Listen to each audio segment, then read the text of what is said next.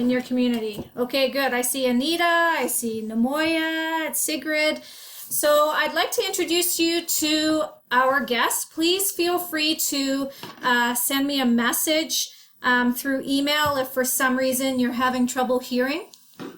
If your connection is a little bit broken, I recommend that you turn your camera off as well as your microphone. Sometimes the bandwidth struggles with the camera and feeding all that video through. So we'll keep the camera connected here. Like in the email, I recommend that everyone put their classes on mute unless you have a question to ask, just so we can kind of make this as less noise as possible in the background. So I see some kids there. My name is Katie Birch. I'm a teacher for Kiwetinoong Board of Education. Most of you kids have seen me in your schools. And if I haven't been there yet, I'm coming soon. I work with technology. And this is the first in our series of guest speakers where we want to highlight some great people who have wonderful careers and answer any questions you have about how they got to where they got to. So I'd like to introduce my guest. This is Kara McLeod, right? That's how you pronounce it.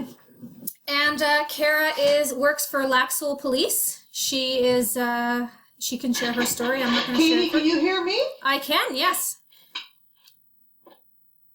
Can you see us, Rose? You can see my screen, right?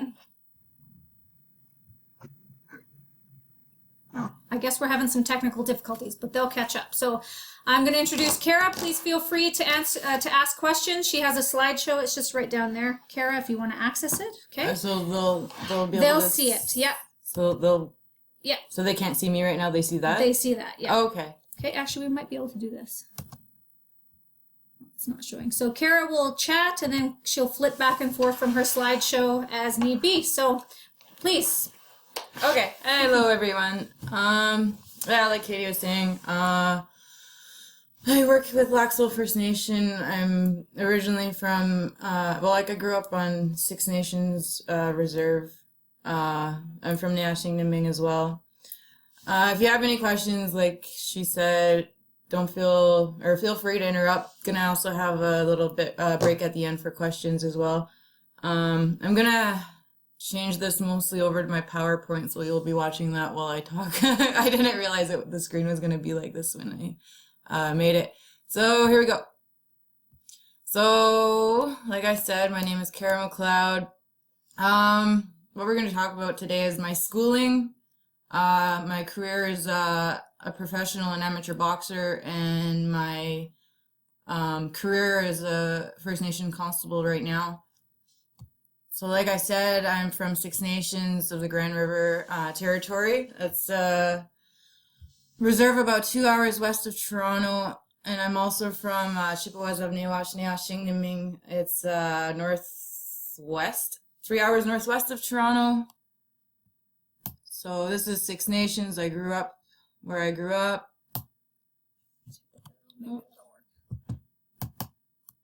Where? Let me get rid of this guy. It should be showing you, but it's not. Okay. So just I took a ton of pictures for this. So where I grew up, Six Nations is what I'm talking about. I'm a Mohawk woman. There's Six Nations on my reserve. There's Mohawk, Onondaga, Oneida, Seneca, Tuscarora, and Cayuga. My dad's reserve is just Ojibways. You just highlighted on the map. Couple pictures from back home. Okay, again, in my education. So I grew up on Six Nations, my mom's reserve. This is just where I went to school. I went to school on the reserve until grade 8, and I had to go off reserve for high school.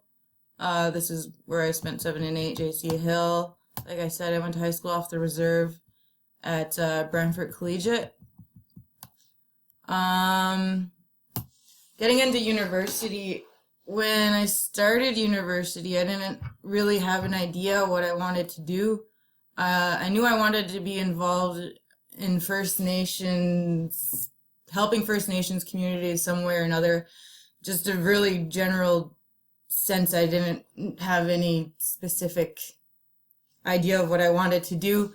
Around that time, my older brother, became a constable in Brantford.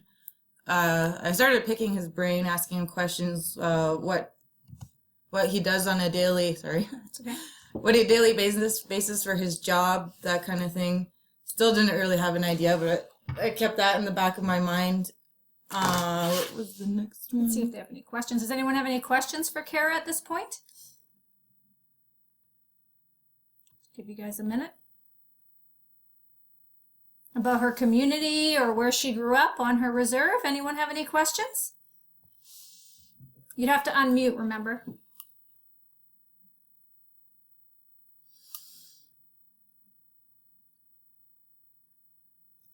No? Okay, please feel free to interrupt if you have any questions. So yeah, for my interest in that, I took my BA in First Nation Studies at Western. Towards the end of my program, there was an opportunity to study at Ungwana Ganjokwa. Ungwana Ganjokwa is a Mohawk language full-time adult immersion program. I was able to get a couple credits for my BA taking Ungwana.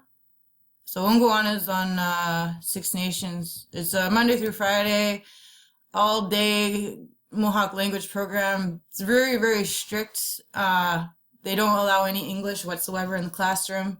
I love that about it. It made me pick up the language so quickly. Here's a picture of my classmates. What I really liked about this program is we had a lot of opportunities to do little projects like this Three Bears video. I'm not going to play it, but we would do we would do plays, we would do songs, we would do videos all in Genyageha, all in the Mohawk language. So that's one that they did. They also did a Star Wars one. This is my teacher, Guruhiwage. He would always translate the Beatles songs into Genyageha. Now, if the kids would like to see those videos, is there a way for them to see them? Are they on YouTube? Ungwana Ganjoko, but I'll have to spell it out for you at the end because it's kind of hard to spell. You can just YouTube that. This is one of their music videos they did. More Star Wars. Whoops. Hang on.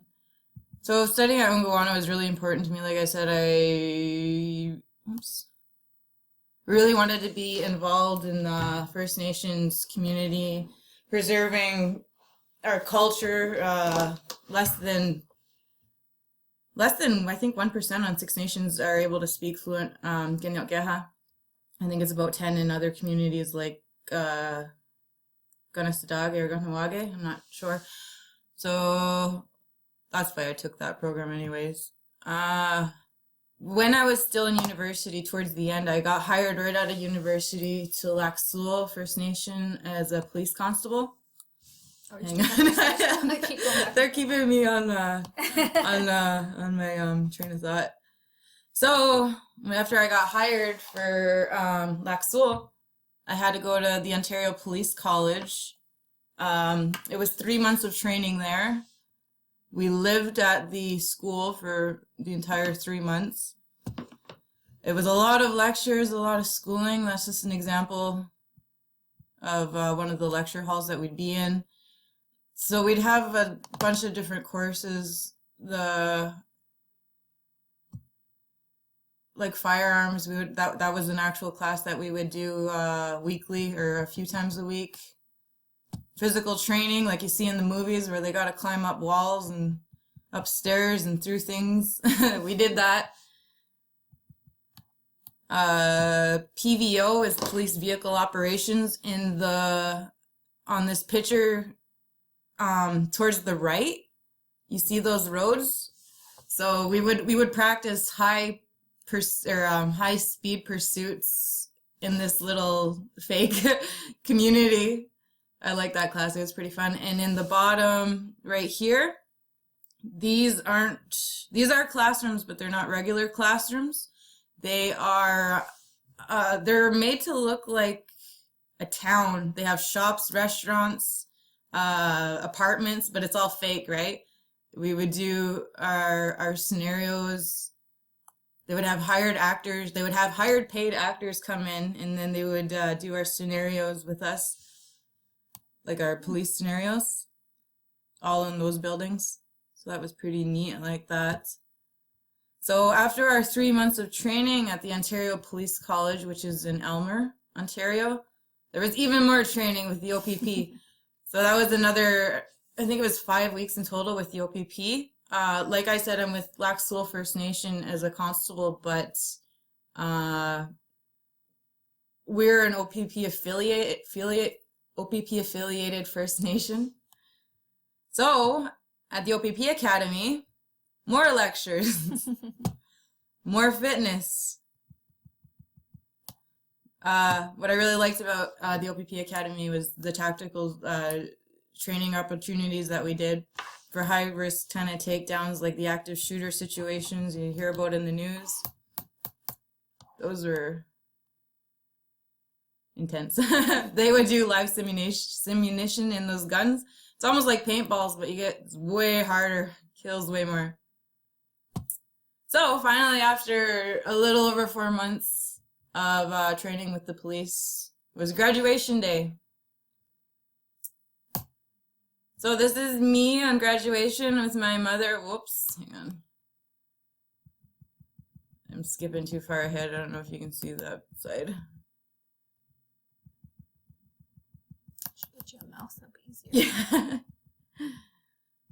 Oh, okay, there we are. This is graduation again.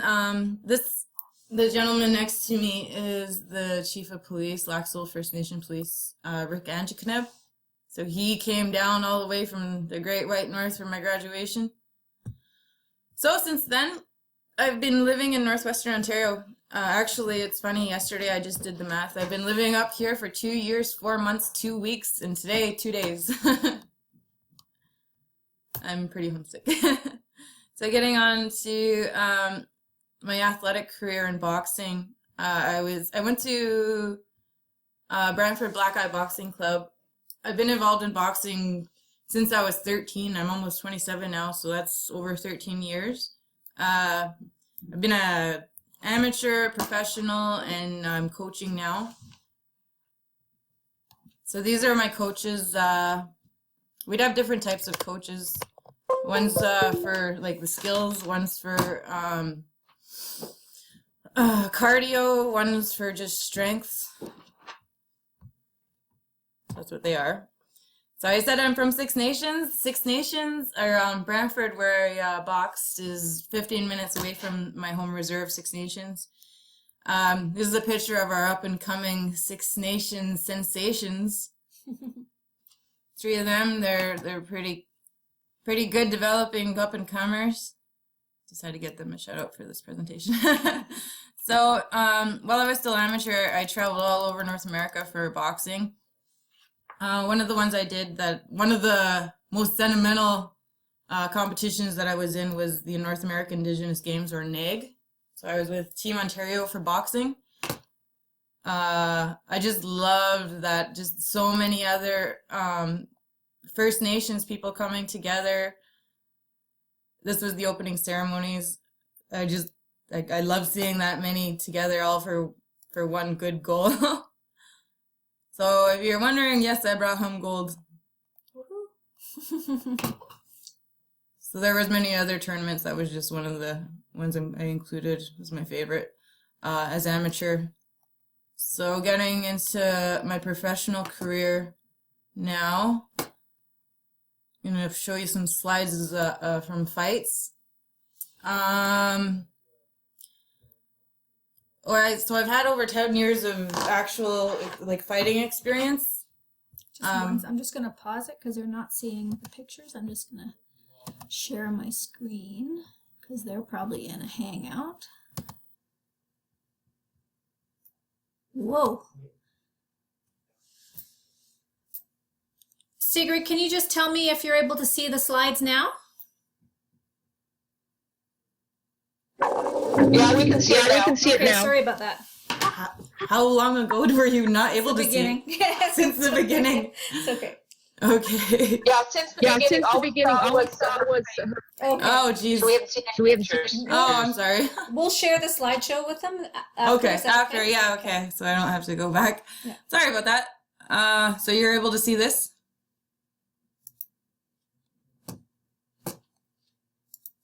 Yeah, she's good. I think she's on mute still. Okay. So for my boxing career, I was 15 wins, 5 losses as an amateur. As a professional, 3 wins, 2 losses. So actually, just a little note on this. If you guys are in sports, don't give up. When I started my career, my first 4 fights as an amateur, I think I lost. You just gotta practice until you can get into it. My dad, he said he was almost at the point where he was gonna tell me to quit. And then just one day, drop of the hat, I just started picking it up. It was unstoppable since, so just stick with it. You don't think you're good now, just practice. So a couple more slides.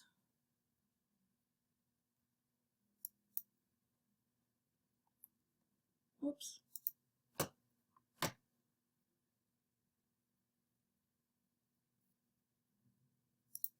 That's at a weigh-in. My weight category was 125 to 129 pounds, obviously. Just a event center where we had one of the fights. It's me after a fight. Pretty face, not all bruised up, a little bit of bruises. This is me and my head coach. Like I said, we had different coaches. He was the main man, Bill Williams.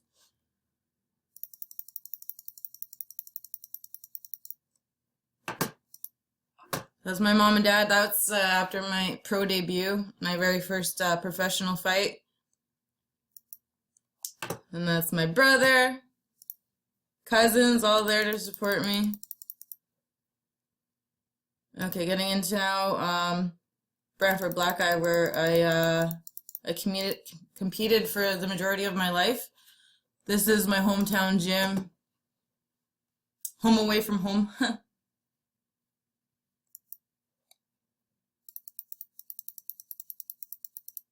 And you already saw his face. That's my coach, Bill Williams. So since I've been living in Northwestern Ontario, I'm not able to compete in boxing anymore. There's no gyms available to me. So instead of just sitting around, I decided to open start my own boxing club. Originally it was open for youth. Now I'm starting to have it for all ages. This picture actually was in the summertime. This past summer, they had a sports camp for First Nations youth. They came from all over. It was a week long or several days long. Anyways, they really enjoyed that. Just more youth at this summer sports camp. I know some of those kids. Oh, yeah? Yeah. Is that Adam? Oh, I don't know. Oh, I know. Sorry. So more of the sports camp. And these are pictures from just the Lac Seul Boxing Club.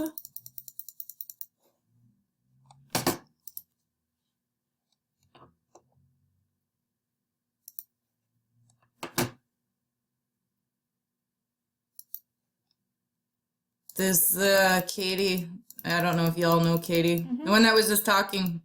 Her son actually comes to the club, the boxing club. You'll see him in a minute or a second or two.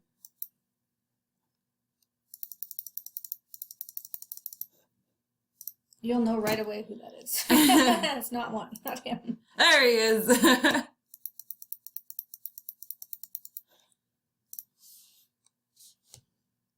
So we do this for the youth. I do this on my own time. Just volunteer hours. I do try and do it twice a week. Classes are an hour and a half long, very high intensity workouts. I don't baby these kids just because they're young. I push these kids to their limits.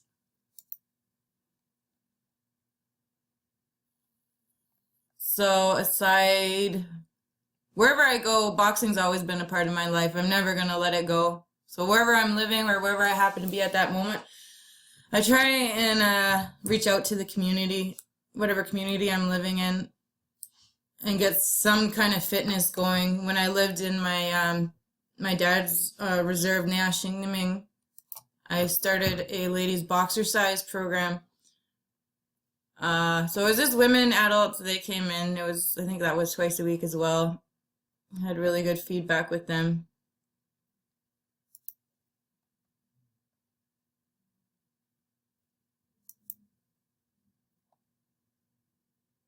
Looks like fun. Yeah. So one point I just wanted to end with, I'll give you like a question Q&A after this. So you can focus on different aspects of your life, but just don't let one aspect cloud over others. Because when that happens, other aspects of your life are going to be, what's the word I'm looking Unbalanced. for? Yeah, well, unbalanced. Yeah, I guess. Like with sports, I could have just took all of my attention, time, and energy and focused on that. But then my relationships with family, friends, social life, those all would have been really impacted negatively. Same with school. If you focus on that too much, your health might decrease, family, physical environment, whatever. It's just finding that perfect balance, making sure you're incorporating all aspects in your life evenly. Okay, Go so back to this one and then they can see you. okay, so that's that. Which one was it? That little hangout. This thing? Yep, and we'll just unshare the screen here. So, I know some of you didn't get to see all the slides, so I'm going to stop sharing my screen. If I can, yeah. And if anyone has any questions, what we'll do is send the slideshow out to anyone who would like to see it. Maybe you could go over it with your class. Maybe you'd like to do a writing task. Do any kids have any questions or adults for Kara about her policing career or her boxing career or things she might have had to do to become a police officer, areas of focus? Anybody have questions? Looks like Sigrid's class might.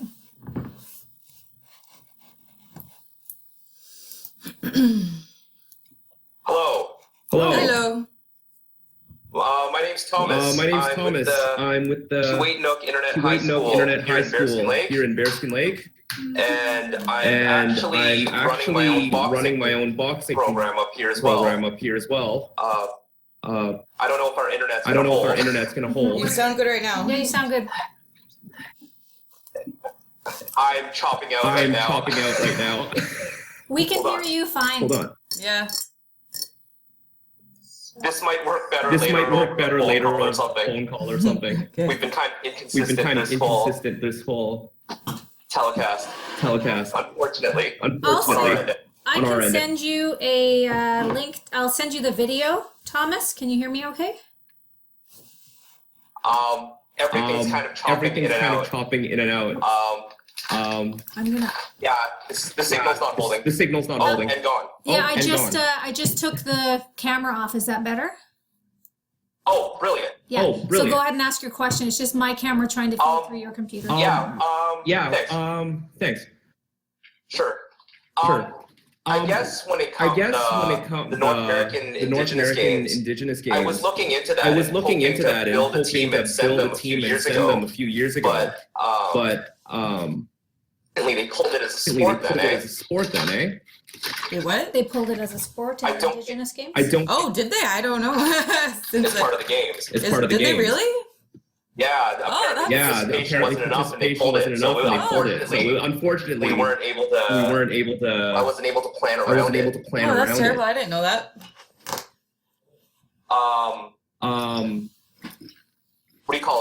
What do you call it? As of September. Well, I mean, at the end of this school year, I'm planning to relocate to Kenora. So if anything, maybe somehow after this, if we could exchange information or something, I'd be interested in corresponding with another boxing club in the area. That sounds perfect. Yeah, definitely. I'll give you my cell phone or my email. Cool. Lady on the left, do you remember me? Do you remember Of me? course I do. Oh, my student has a question. My student Go has a ahead. question. Do you remember me? Do you Me? remember me? You talking about me? Oh, Yeah. you She can't okay, see so you. you can't see me. Duh, I'll turn my camera back on. I do. You went to Sioux Mountain for a little bit, right? This is Louise Cam. This is Louise Cam. She said she was a student of yours in grade. Art, I know. Yeah, I was an Oh. art teacher at Sioux Mountain. I know. Best art lessons, right, Louise? Oh, Oh, we're chopping out on the sound we're now. chopping out on the sound now. Now that Tell we've her got I'll the send her visuals. an email. I'll send her an email. Any other questions from anybody? Hello? Hello? One of the questions our One of the students in questions Poplar our Hill students here in had in Poplar the 4-5 Hill here had in the 4-5 was, class do you was, do kickboxing? do you do kickboxing? No, it's just regular just the hands. No kicks. Did you get I emailed the Pardon?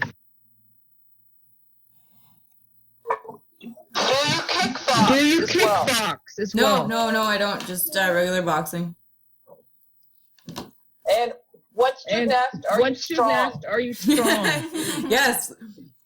That was actually my, And another one asked, And what another do you one asked, eat? what do you eat? oh, that's my weak spot. Eat down, please. I love anything made of potatoes, and you're not supposed to eat those. I love French fries, poutine, mashed potatoes. Don't matter. So are there special things that you should eat if you wanted to build, like keep your muscle? I'm assuming high protein. Yeah, Yeah. a lot of yeah, exactly. Just a lot of protein, vegetables, fruits, just basically anything your mom tells you to eat it. I see Miss Hamp's class there. Do one of you guys have a question for Kara? You guys will have to unmute. Yes, we have a couple questions. Yes, we have a couple Okay, questions. Okay, go. All right, you go first, Rosie. All right, you go first, Rosie.